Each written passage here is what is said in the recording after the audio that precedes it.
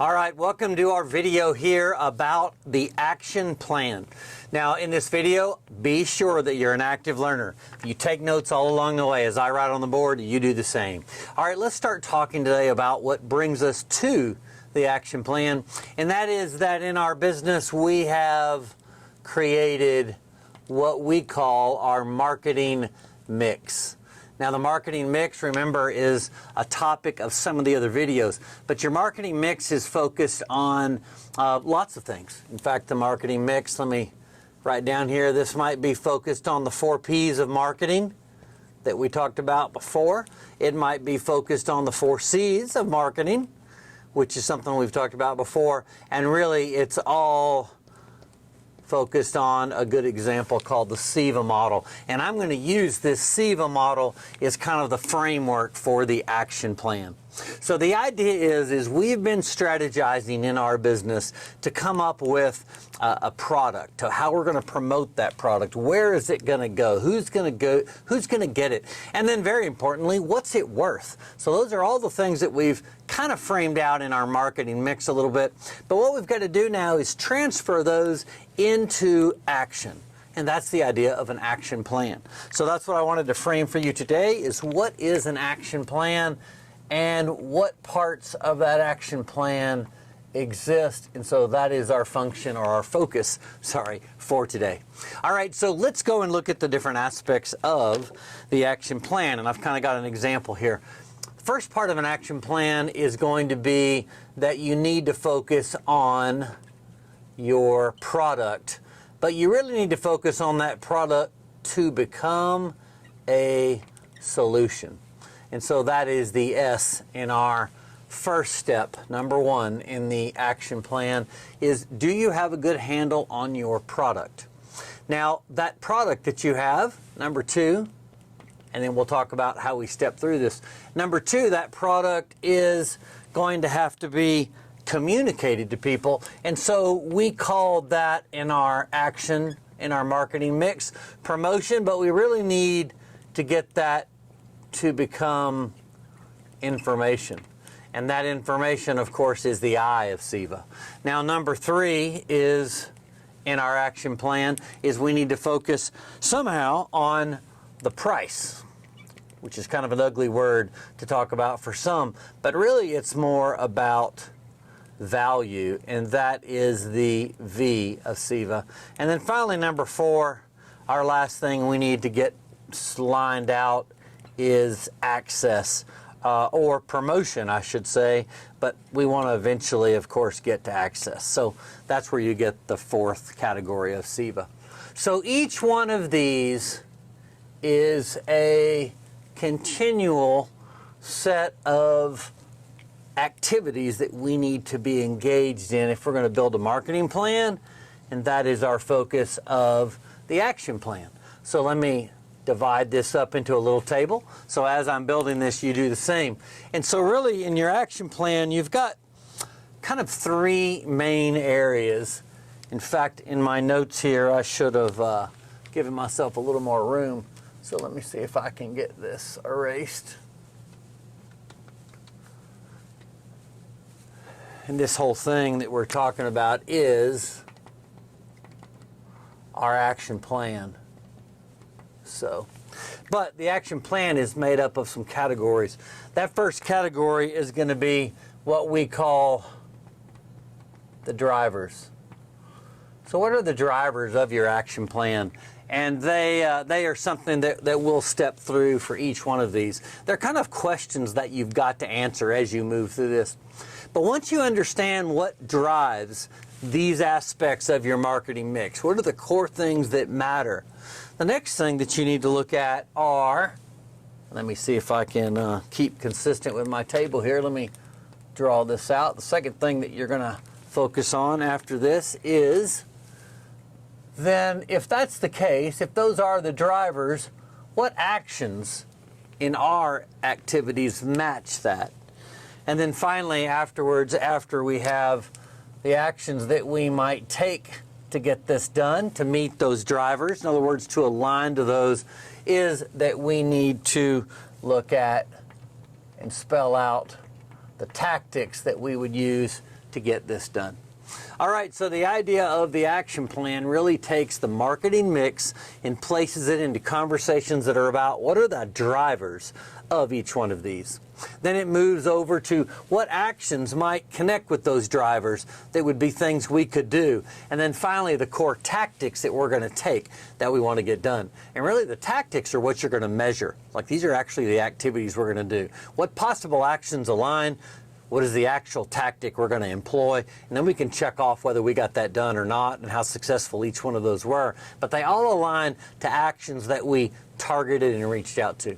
And we'll look at a few examples. And then finally, it goes back to what are those aspects? All right, so let's start with drivers first. And I'm going to talk about each one of these drivers. So when it comes to the product, really what we're looking for is, a great way to say this is, what is the solution?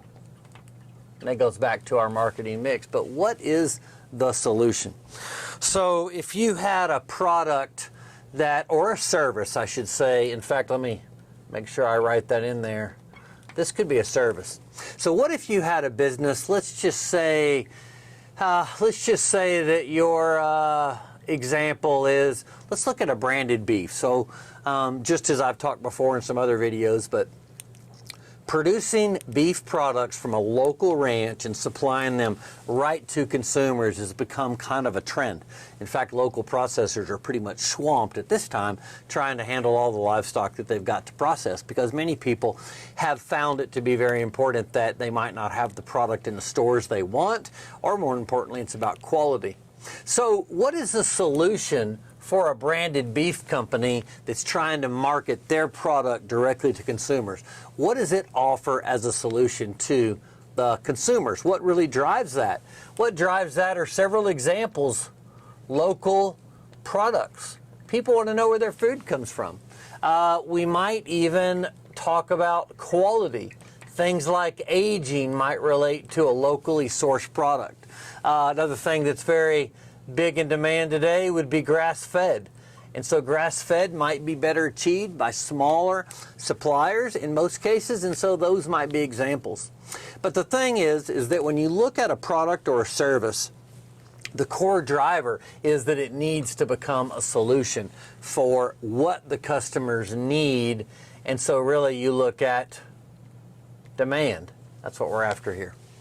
All right, so that's an important description, and that's our driver. Now let's keep going all the way across the line here. What are some actions that might match that solution? So what you're looking for there are things that connect. So we need to make sure that we talk about the source of our product. And so if what the solution is, that's what we're after, then actions are, how do we reach it?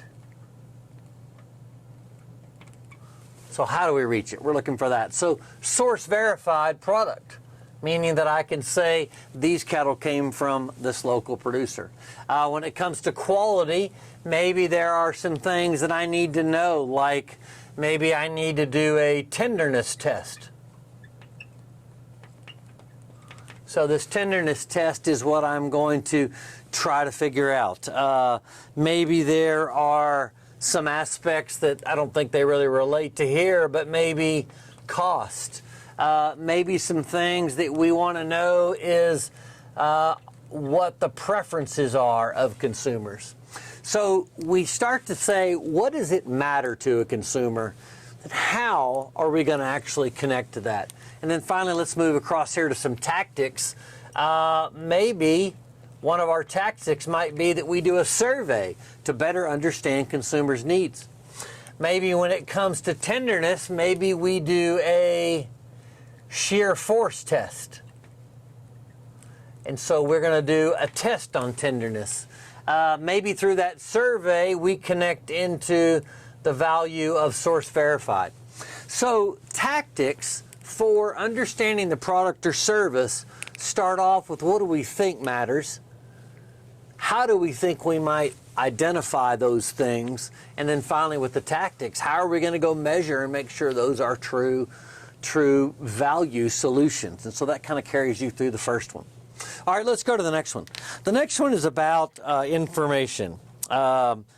First thing probably to talk about in the information is who is the customer? Or I should say, who is the target?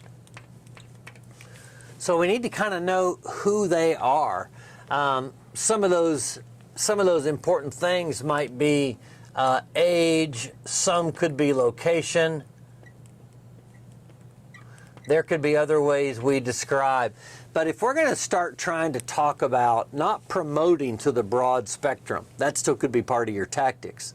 But if we want to actually focus on a consumer, we need to understand who they are. So really, this promotion area, a driver is who. Now after that, we kind of look over here and talk about who that is. And then we're going to try to talk about how do we connect. So that's kind of the focus, kind of much like here, like how do we understand it? The next is, how do we connect? So maybe when we look at some actions, maybe we start to think about some things like maybe we could do educational sessions for local consumers to maybe just talk to them about what is unique about locally sourced product. I would say the honey industry could be a good example here. When it comes to honey, it's been identified through, I guess, marketing, and maybe there's a truthness to it, but the pollen, the bees connect and they make honey. If you've got allergies and you've got kind of trying to combat some of the local series of typical sickness, honey has been identified to be something you should consume locally because that matches the kind of pollen in your area. And so anyway, that's an idea that they've got, and I think those are educational things that have been pushed out there. As far as maybe trying to connect with consumers that are local, how do we identify the local consumer? Like, how are we going to figure out who these people are? So who is the target? And then how are we going to connect to them in terms of being ready to promote our business? And then when it comes to tactics, maybe we decide that social media makes sense because we can get on some local web pages. Maybe a website makes sense. Maybe the Chamber of Commerce is a connection that we connect to. Maybe there are local events that go on. So those kind of become our tactics. Who are we after? And how are we going to connect to them? And then what specific measures are we going to do to get that done? So that's kind of the idea with those tactics. All right, the fun part of this whole thing to me is price, or I should make sure that I talk about that really I'm looking at value here. When we look at drivers on value, this is really where we get to, I think, core demand. I mean, we've been framing kind of the demand of everybody here, but through these different areas, like how is this a solution? Who are we after? Who we're after, and their age might also relate to how much money they have so they can pay for these things. But really, we're looking for that core demand aspects here, like what makes up demand, or really what creates value. So I might write that. I like that. What creates value? All right, so things that create value are going to be things that consumers really matter and their willingness to pay. So really some things might be here is exactly that, willingness to pay. What are consumers willing to pay for? Some of the tactics here that we've already put out here on the product itself, we looked at a tactic of a survey where we would send a survey out to our customers. One of the aspects of that survey is going to be to try to understand what makes them tick. What is the value attributes? I recently did a project for Texas Department of Agriculture in shrimp marketing, and we reached out to consumers through online surveys to try to understand what they value in shrimp or seafood product. And part of that is not only who they are and what they believe it's a solution, but in some cases it's what other products do they buy with their shrimp, so that maybe there's a way we could cross-market. So what are the things that people view to be valuable? You need to probably build a list of those, and it really relates to what's core demand, what creates value, and what are some things that they're willing to pay for. And those are things that you have to kind of try to think about. Another example, maybe cost is a concern for consumers. And so maybe them being concerned about what things cost might be part of the ways that you try to build how valuable your product is. So it's not so much usually about cost, I should say that actually. It's about how to convert that cost into value. So I should kind of restate that, because we really want to build value.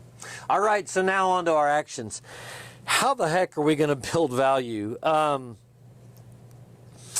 We really need to figure out ways that we can move away from cost and match those willingness to demand. So really it goes back to some of those surveys that we would relate, but really you're back to, again, how value matters.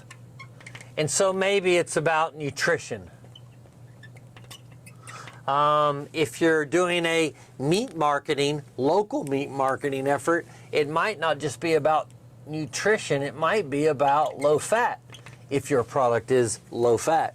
If your product's high fat, maybe you are focusing on tenderness, or maybe you're even focusing on the grade of beef that you sell as a really high premium product that's priced very conservatively. And so maybe that is part of this, that it's a cost savings to buy local. All right, so there we go. That's kind of a decent idea. Buying product locally might seem like it's expensive, but the high quality you get is cheaper than the local store because you're buying straight from the customer. So I think some of those things are important. If you're looking at meat products, I think a lot of it is about what we've already talked about, is source verified and local products. So when you're talking about the price part of your marketing plan, you really have to get to focus on value pretty quickly. And you really got to figure out what the core demand is, of what consumers really want. You really need to narrow that down to some specific things that you can focus on. And then really when it comes to the tactics, it's going to be about probably about the brand. How does your brand communicate these things that we just talked about? What's the brand do to connect to these? I think what you have to build in your marketing is a strong connection to the value of the brand and the values that you have identified. So those are kind of the important parts of that. All right, the last one is access. I think a whole lot easier on access, and that is not so much who anymore, but how do they connect? How can consumers get connected to that product? It's all about access. Some of the actions today, might be different ways that we might do this. Of course, with online today is the biggest. Your location doesn't always have to be the way you get product. However, it is a challenge. If you are a local beef producer, you're really saying that you can only market your product into a close proximity. So if you do online marketing, how are you going to handle shipping? So that's something. If you look at online marketing, maybe your targets are going to be local actions. Local targeting is what you're going to have to do. A good example of that, one that I've done ourselves in our own meat marketing business, is to try to connect to local schools, to provide that product to. And so that may be an example of something that you can reach out to. Small scale restaurants are looking for that kind of source product. A lot of restaurants have a supplier that brings in product and they have a contract and they're worried about price, but it is possible for a small restaurant that might not have the volume to actually supply product to them. So really, when it comes to access, the drivers are, how do we connect? The actions are going to be, how are we going to connect? And if you're saying online, you got to deal with shipping. If you're going to say it's a local product that you're going to target, how do you reach those people locally? So social media. So when it comes to these tactics, maybe online marketing is okay, but we're going to have to understand the shipping process. And so maybe that's something you want to get figured out as a tactic, is how are we going to ship that product? That's a great thing that we haven't really figured out yet in our local product. Maybe there are local social media groups that you want to join, and so those social media groups are a place that we can connect to online and then promote our product out that way. Maybe there is a local farmers market that you could use to reach out, and that lets you meet the local market, and that's how you connect and access, or in this case, place, where you actually look at the 4 P's of marketing is how you get product. But today, it's about really, how do we connect? All right, so that is the idea of taking your marketing mix and placing it into a frame that helps you look at steps that would be next steps to build your marketing campaign. An action plan is a great way to organize the marketing mix into what drives each of those.